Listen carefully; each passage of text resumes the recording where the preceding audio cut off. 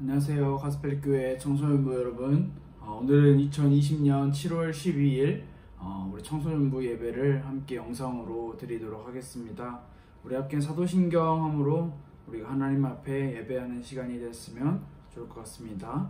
전능하사 천지를 만드신 하나님 아버지를 내가 믿사오며 그 외아들 우리 주 예수 그리스도를 믿사오니 이는 성령으로 잉태하사 동정녀 마리아에게 나시고 본디오 빌라도에게 고난을 받으사 십자가에 못 박혀 죽으시고 장사한 지 사흘 만에 죽은 자 가운데서 다시 살아나시며 하늘에 오르사 전능하신 하나님 우편에 앉아 계시다가 저희로서 산자와 죽은 자를 심판하러 오시리라. 성령을 믿사오며 거룩한 공회와 성도가 서로 교통하는 것과 죄를 사하여 주시는 것과 몸이 다시 사는 것과 영원히 사는 것을 믿사옵나이다. 아멘. 우리 함께 각자의 자리에서 영상을 보면서 찬양하는 시간이 되었으면 좋을 것 같아요. 함께 찬양하도록 하겠습니다.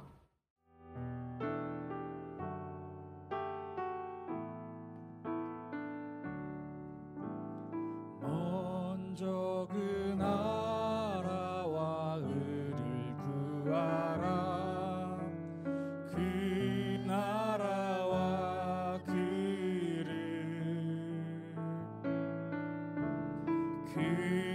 그리하면 이 모든 것을 너희에게 더하시리. 먼저 그 나라와 그 나라와 의를 구하라. 그 나라와 그를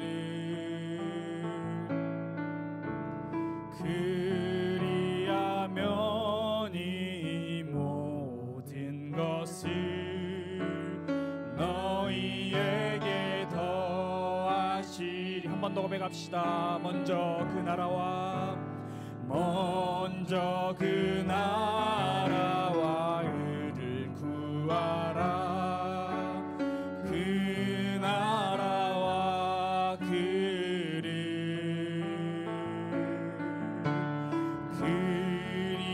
그리하면 이 모든 것을 너희에게 더하시리. 할렐루야.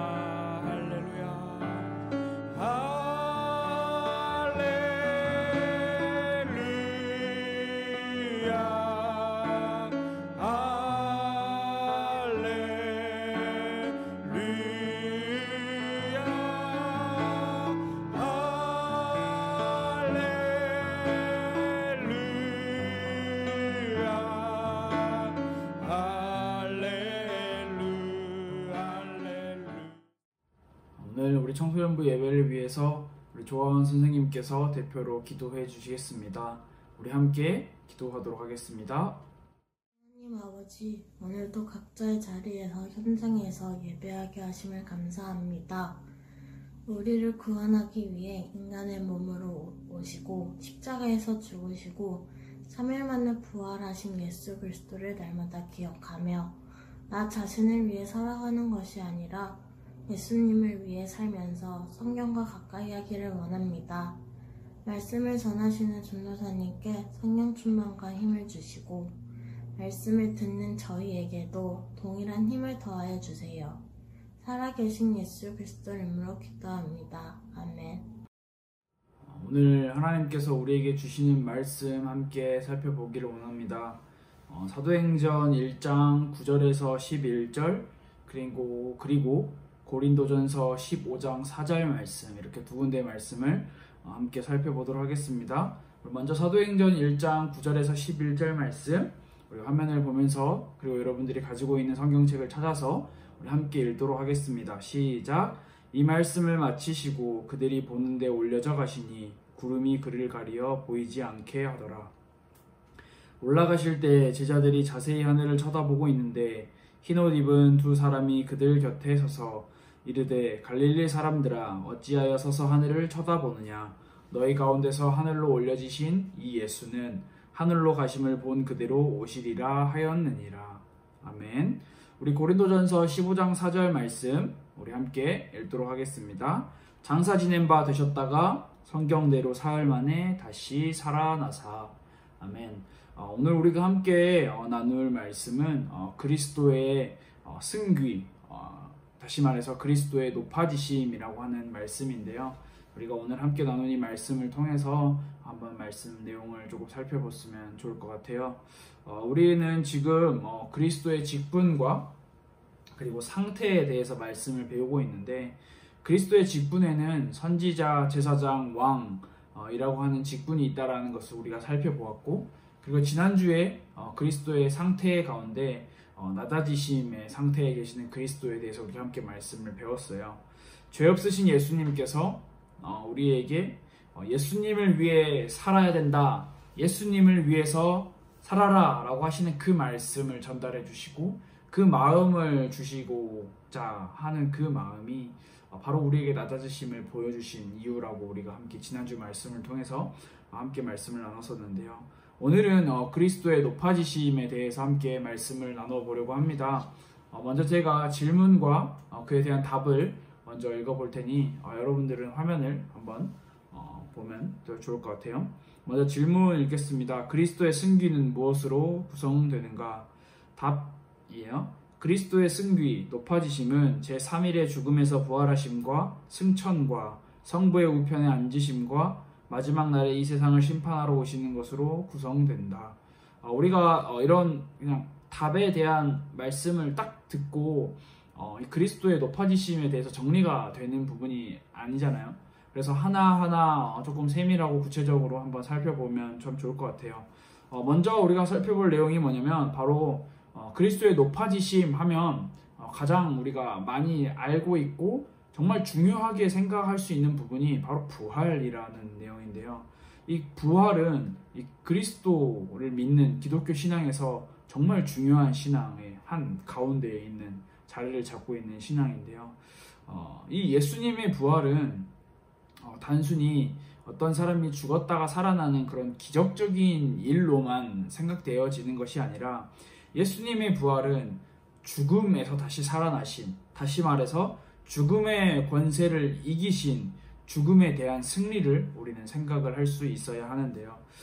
그리고 예수님께서 죽음에 대한 승리를 이루심으로 그냥 영이신 예수님, 홀령, 유령과 같은 만져지지 않는 그런 형체가 존재하지 않는, 실존하지 않는 그런 존재로 부활하신 게 아니라 예수님은 분명하게 육체를 가지신 존재로 부활하셨다는 사실을 우리는 성경을 통해서 확인할 수가 있었어요. 이것은 환상이 아니고 상상이 아니라는 거예요. 성경은 분명하게 예수님께서 육체를 가지신 부활을 이루셨다라고 증언을 하고 있는데요. 그런데 어떤 사람들은 예수님의 부활에 대해서 제자들이 그저 상상한 것뿐이다 라고 이야기를 하기도 해요. 어떤 의미가 있냐면, 제자들이 예수님을 너무 사랑하고 너무 흠모하고 예수님을 너무 따르던 나머지 예수님께서 죽으셨다라는 것을 믿지 못하고 그저 예수님이 다시 부활하셨는데 자기들과 계속 함께 하고 있는 그 상상을 했다라고 이야기를 하기도 하고요. 또는 어떤 사람들은 이렇게도 이야기를 해요. 예수님이 부활하지 않았는데 부활했다고 거짓말을 해서 자신들의 활동, 제자들이 자신들의 활동, 예수님의 그 이름을 힘입은 자신들의 활동을 계속 하려고 그런 거짓말을 했다라고 이야기를 하기도 해요. 예수님이 무덤에서 3일 동안 계시다가 무덤의 문이 열려 있고, 그리고 그 무덤 안에 예수님의 시체가 존재하지 않았을 때 성경은 대제사장들이, 제자들이 그 시체를 훔쳐갔다라고 그것을 소문을 내라고 이야기를 한 기록도 우리는 살펴볼 수가 있어요. 이처럼 많은 사람들은 예수님의 육체적 부활을 믿지 않는 사람들이 정말 많은데요. 이 육체적 부활을 믿지 않는다라면 예수님께서 승천, 하늘로 올라가셨다라고 하는 것도 믿지 않게 되는 거예요. 두 번째로 우리가 승천에 대해서 살펴볼 건데, 승천은 하늘로 올라가심을 뜻하고 있는데요. 예수님께서는 부활하시고 제자들을 만나시면서 제자들을 가르치시면서 40일 후에 하늘로 올라가셨는데요. 이 하늘로 올라가셨다라는 게 우리는 어떤 영상이나 어떤 그냥 전에서 내려온 이야기로 들어서 확인하는 정도가 아니라 성경을 통해서 우리는 확인할 수 있어야 되는데요. 대표적으로 우리 마가복음 16장 19절 말씀, 그리고 누가복음 24장 51절 말씀, 그리고 오늘 우리가 함께 읽은 사도행전 1장 9절에서 11절 말씀이 이를 정말 정확하게 설명을 해주고 있어요. 예수님께서 하늘로 들리워져 가셨다라고 설명을 하고 있는데요. 예수님께서 하늘로 올라가셨다라는 말에 대해서 어떤 사람들은 이렇게 이야기를 해요. 아니, 지구가 둥근데 하늘이 어디에 있다라는 거지. 어떻게 하늘로 올라갔다라는 표현을 쓸 수가 있느냐. 지구는 둥근데 예수님이 어떻게 하늘로 올라가냐. 뭐 우주로 올라가는 거고 뭐 제 은하계로 올라가는 거고 이런 표현을 써야 되는 거 아니냐라고 이야기를 하기도 하는데요. 아까도 방금 전에도 제가 말씀드렸다시피 예수님께서 육체를 가지신 몸으로 부활하셨다는 사실을 믿지 않는 사람들이 바로 이렇게 이야기를 해요. 그렇기 때문에 하늘로 올라가셨다라는 말을 부인하고 그것을 믿지 않아요. 하지만 부활과 육체의 부활을 이루신 예수님께서 하늘로 올라가셨다라는 것은 우리가 믿고 있는 이 기독교 신앙에서 분명하게 가르치고 있는 아주 중요한 내용이라는 사실이에요. 그리고 또 하나의 말씀이 있다면 세 번째로 예수님께서 하늘로 올라가셔서 하나님 우편에 계신다라고 이제 설명을 하고 있는데, 하나님 우편, 쉽게 말하면 하나님의 오른쪽 편에 계신다라고 이야기를 할 수 있는데, 우리가 이거를 어떤 공간과 위치적인 개념으로 하나님이 계시는데 그 하나님의 오른쪽에 앉아 계신다, 하나님의 오른쪽에 있다 라고 그냥 이렇게 눈에 보여지는 위치적인 개념으로만 생각할 것이 아니라 이것을 비유적인 표현으로 생각을 해볼 필요가 있어요. 바로 하나님의 오른편, 하나님의 우편이라고 하는 말은 그 어느 것과도 비교할 수 없는, 그 어느 무엇과도 비교 가치가 환산이 안 되는 가장 큰 영광의 자리라고 우리는 생각을 할 수가 있어요. 하늘로 올라가신 예수님, 하나님의 곁에 계신 예수님. 그렇다면 여러분, 이런 궁금증이 생기지 않아요? 지금 예수님께서는 어디에 계실까? 어디에 계실까? 하늘로 올라가셨는데 어디에 계실까? 예수님께서는 성령의 사역을 통해서 지금 우리와 함께 계시다는 그 사실을 여러분들이 기억을 했으면 좋을 것 같아요. 그리고 우리가 마지막으로 예수님의 높아지심에 대한 그 상태를 살펴보면서 마지막으로 우리는 성경이 무엇을 말하고 있는지, 성경은 마지막 날에 심판하러 오실 예수님을 말하고 있다라는 사실을 우리는 찾아볼 수가 있는데요. 예수님께서는 마지막 날에 이 세상을 심판하러 다시 오시겠다라고 분명하게 말씀을 하셨어요. 우리는 성경이 우리에게 가르치고 있는 부분에서 예수님의 심판을 받아들일 필요가 있는데요. 이게 왜 중요하냐면, 이걸 왜 강조해야 되냐면, 예수님께서 이 땅에 다시 오셔서 심판하실 거야 라고 받아들인 사람들은 정말 많아요. 그런데 그 예수님께서 이 땅에 오셔서 심판을 하실 거야 라는 거에 대한 잘못된 해석과 잘못된 이해와 잘못된 적용을 하는 사람들 또한 정말 많다라는 사실 때문에 우리가 성경에서 가르친 부분을 믿고 그것을 이해하고 그것을 받아들여야 된다라는 건데요. 어떤 사람들이 이렇게 이야기를 해요. 정확한 날짜와 정확한 시간을 언급을 하는데요. 아주 위험한 거예요. 그 사람이, 그렇게 이야기를 하는 사람이 어떤 능력이나 특별한 힘이 있는 것처럼 보이지만 사실 정말 위험한 거고 정말 사이비스러운 거예요. 예를 들어서 이렇게 이야기를 해볼 수 있어요. 2025년 12월 31일에서 2026년 1월 1일이 되는 그 12시 땡 하고 12시가 땡 지나는 그날 예수님께서 육체의 몸을 입고 이 땅에 오셔서 우리 모두를 심판하실 겁니다 라고 이야기를 해요. 그러면서 뭐라고 이야기를 하냐? 내가 바로 예수님의 직접적인 음성을 들었습니다. 내가 바로 예수님께서 보내신 그 선지자입니다 라고 이야기를 해요. 그러면서 이렇게까지 이야기를 하는 거죠. 여러분들이 가진 재산, 여러분들이 가진 집, 여러분들이 지금 소유하고 있는 모든 것, 예수님께서 오시면 모든 것이 심판됩니다. 지금 그것을 다 예를 들어서 뭐 교회라고 하면 이 교회, 이 단체에 다 내놓고 우리 함께 모여 예수님의 오심을 맞이합시다. 이렇게 이야기를 해요. 그런데 정말 재밌는 이야기가 뭔지 알아요? 여러분, 많은 사람들이 그것을 믿고 따르고 있어요. 그것을 믿고 따르고 그 안에 들어가 있어요. 사회와 세상과 가족과 모두 단절을 하고 예수님께서 어느 날 어느 시에 오신다라는 그 한 사이비의 말을 듣고 거기에 빠져있는 사람들이 정말 많아요. 그렇기 때문에 여러분, 우리는 그것을 분별할 수 있는 힘이 있어야 되고, 분별할 수 있는 지식이 있어야 되고, 분별할 수 있는 눈이 있어야 되는데, 그 분별할 수 있는 절대적인 기준은 성경이에요. 성경이 우리에게 어떻게 가르치고 있는지를 우리는 확실하게 살펴봐야 하는데요. 성경은 우리에게 이렇게 말하고 있어요. 마태복음 24장 36절 말씀을 함께 살펴볼게요. 그러나 그 날과 그때는 아무도 모르나니 하늘의 천사들도 아들도 모르고 오직 아버지만 아시느니라. 예수님께서 다시 이 땅에 재림하시는 그날을 아무도 모른다라고 이야기를 해요. 그 날과 그때는 아무도 모른다. 오직 누구만 아신다? 하나님 아버지만 아신다. 우리는 우리를 속이려는 사람들에게 이끌려 속지 않도록 항상 조심하고 항상 깨어 있어야 하는데요. 예수님께서 언제 오신다, 정확하게 이때, 이날, 이 시간에 오신다라고 하는 그 사람들의 말을 우리는 성경을 통해서 확인을 하고 성경을 통해서 반박을 할 수 있는 그런 힘도 갖춰야 하는 거죠. 또한 예수님의 다시 오심은 어떻게 이루어지느냐, 이날 이때 이 시간에 오겠다라고 예언을 하면서 미리 우리에게 누군가에게 알려주시면서 오는 게 아니라 베드로후서 3장 10절 말씀에 이렇게 기록이 되어 있어요. 그러나 주의 날이 도둑같이 오리니 그날에는 하늘이 큰 소리로 떠나가고 물질이 뜨거운 불에 풀어지고 땅과 그 중에 있는 모든 일이 드러나리로다. 어떻게 오신다고요? 주의 날이 도둑같이 온다라고 이야기를 하고 있어요. 도둑같이. 도둑이 전화를 해서 저기요, 저 도둑인데요. 제가 일요일날 저녁 한 9시에서 10시 정도에 집에 들어갈 건데 미리 알고 계세요? 집에 들어가서 다 훔쳐갈 거예요 라고 말해주는 도둑 여러분 봤어요? 그런 도둑은 없어요. 도둑은 몰래 살금살금 조용히 호련히 까지는 아니더라도 그냥 갑작스럽게 확 들이닥치죠.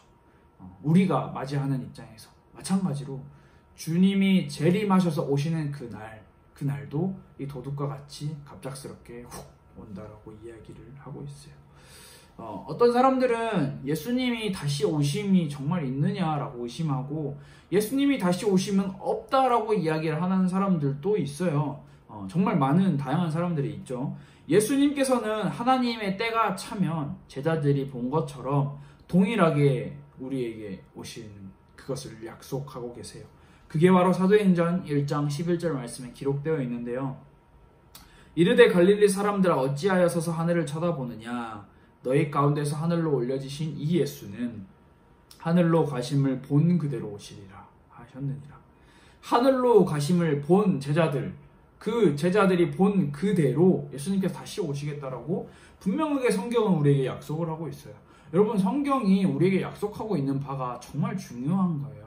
우리가 우리의 삶을 살아가면서 이 세상의 기준과 세상의 법과 이 세상의 가치와 세상의 정의는 시대가 지나면 변해요.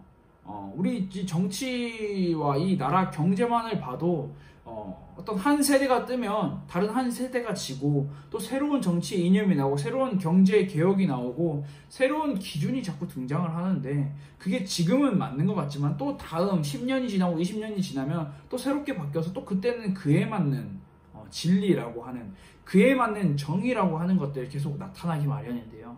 여러분, 그런데 우리는 이 세상의 법칙 아래서 살아가지만 우리는 절대 불변한 진리를 우리의 삶의 기준으로 삼고 살아가야 되는 거예요.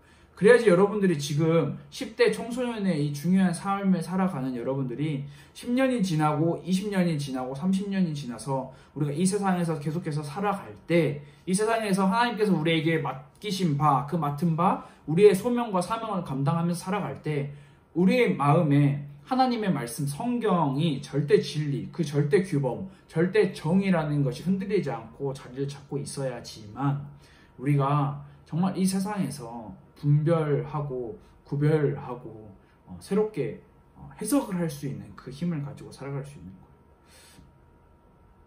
예수님께서 왜 이렇게 높아지셨을까요? 당연히 예수님께서는 높아지셔야 되죠. 예수님께서는 원래 높으신 분이니까요. 라고 설명을 하고 그냥 끝 내버려도 되는 건데 한 번 더 생각을 해보면 좋을 것 같아요.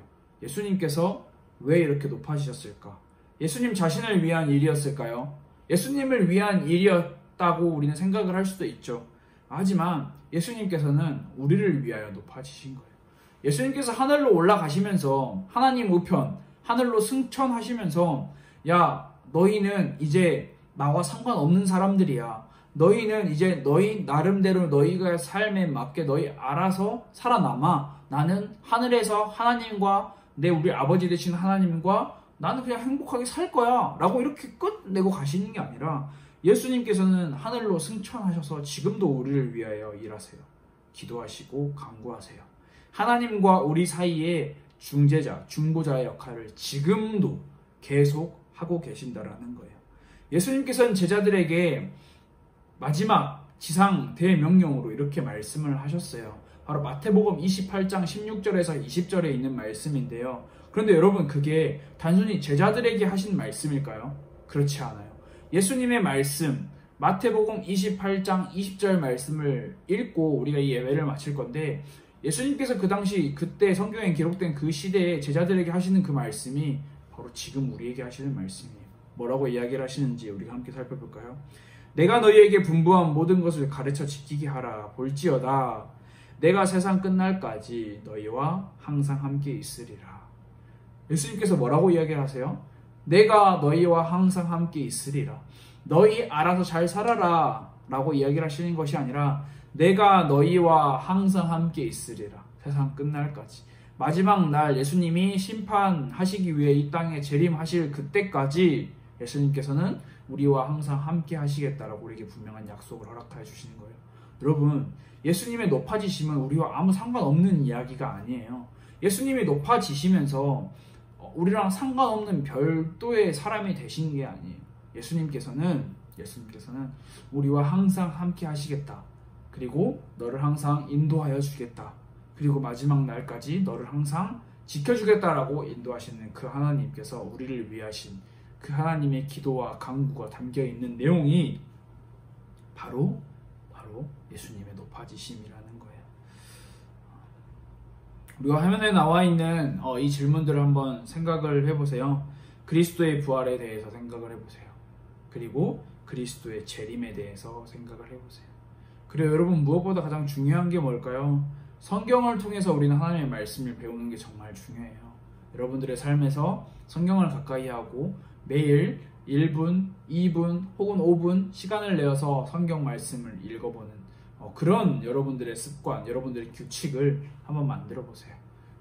여러분들이 성경과 함께 행복한 그런 삶을 보내기를 기도합니다. 함께 기도하겠습니다.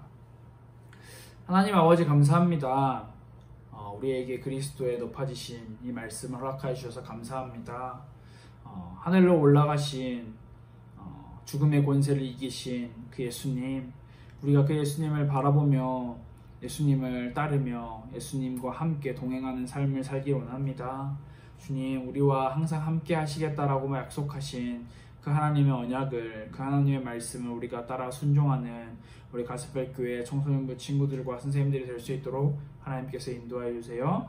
그리고 우리 친구들과 선생님들이 항상 성경 말씀을 가까이 하고 성경을 열고 그 말씀을 읽고 그 말씀을 묵상할 수 있는 그 시간이 반드시 우리 안에 회복될 수 있도록 인도하여 주세요.